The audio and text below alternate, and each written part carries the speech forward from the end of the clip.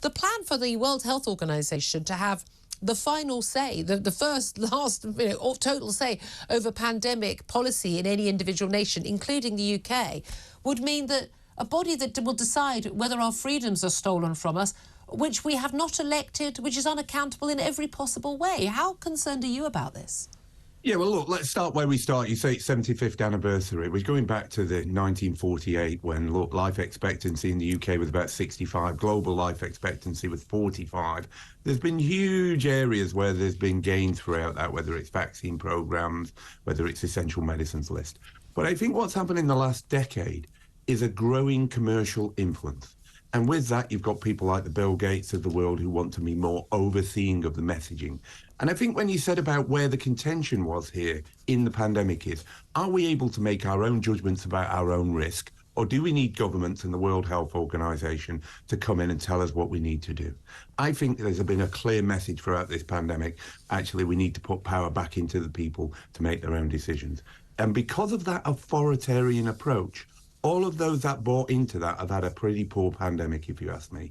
Now, you're right. This WHO treaty is another move to authoritarianism, backed up by commercialism. And I actually think, again, it's a retrograde step, because what we should be talking about is where do we now get the next 75 years of health gains as opposed to more authoritarian. Well, this is the thing. I mean, this One Health approach, basically a treaty which would put emergency decision-making power placed in the hands of a single person, the World Health Organization Director General, current Dr. Tedros, who got so many things wrong and basically got elected to that job. But, you know, he's a two-bit, former health minister in a two-bit African country, backed by communist leadership of China when he went for election. I mean, come on, this is not the person I want to have a say over what my country does in the event of a pandemic. But we also need to talk about, like, the funding of this organisation, because, I mean, I think most of us previously thought, these are, it's either national governments funding it, it's all made, these decisions are made, for the world's good, and some charities. And there were people like Bill Gates and his Bill and Melinda Gates Foundation, which until my cynicism finally overtook my goodwill towards people spending their money, their billions, to do good, to vaccinate children against terrible killer diseases. This is what I thought Bill Gates was doing. Brilliant work, I thought. But it turns out a lot of the World Health Organization funding comes with a lot of strings attached. It's corporations, it's big charitable foundations who specify very specifically what their money should be spent on, including what drugs are bought. A lot of people are making a lot of money out of a lot of this. It's not just doing good. They're making huge amounts of money in terms of how that money is then spent on particular drugs, often in very poor third world countries. This is, I mean, some people are calling this new. This is basically sort of a rather dodgy cartel, not a body for good.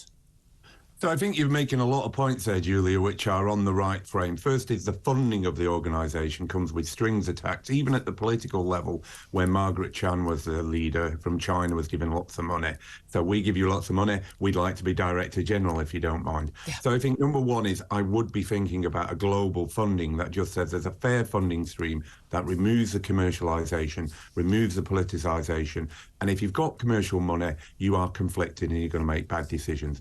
The second thing is I keep hearing, well, it's a treaty, but it's not going to be legal binding. But the definition of a treaty is it's internationally legally binding. So you've got a problem here. There's a sort of paradox or a contradiction, if you like. But interestingly, if you go into the treaty, you can't withdraw for 2 years.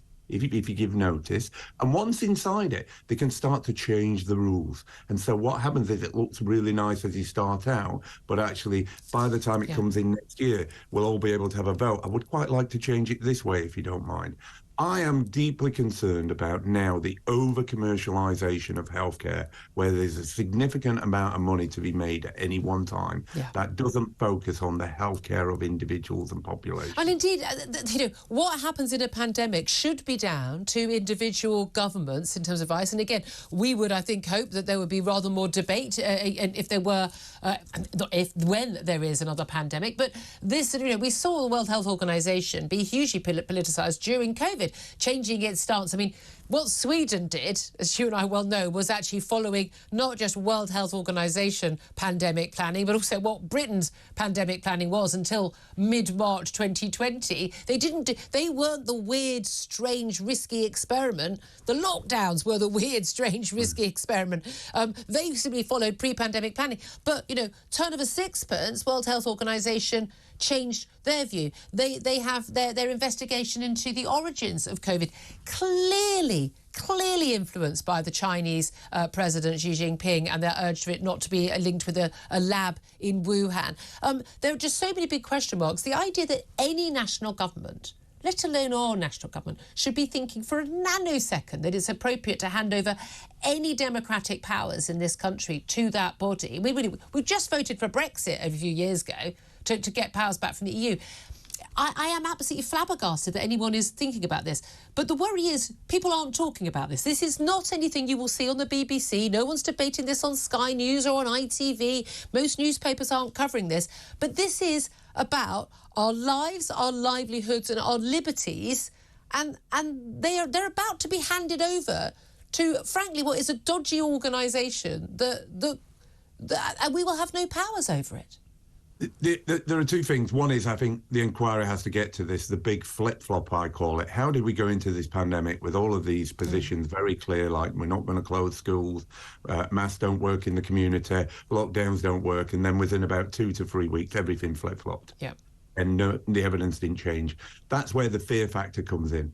My only concern, though, Julie, is what you're saying about the WHO is the alternative is to hand it back to a Coronavirus Act, which is to give it to 3 or 4 people like Matt Hancock, Boris Johnson and Michael Gove, and with 6 people who say, look, let's just do this tomorrow, rule of 6. Yeah. So I actually think we should be looking more clearer now at a structure that prevents the Coronavirus Act and say, under extreme pressure, how do we make better decisions? What did countries like Sweden do that prevented them from flip-flopping and sending us all into these catastrophic lockdowns? Yeah, absolutely. Well, look, you know how I feel about your defence of our freedoms and our health over the last few years. Thank you so much, Carl Heneghan. Great to speak to you, Professor of Evidence-Based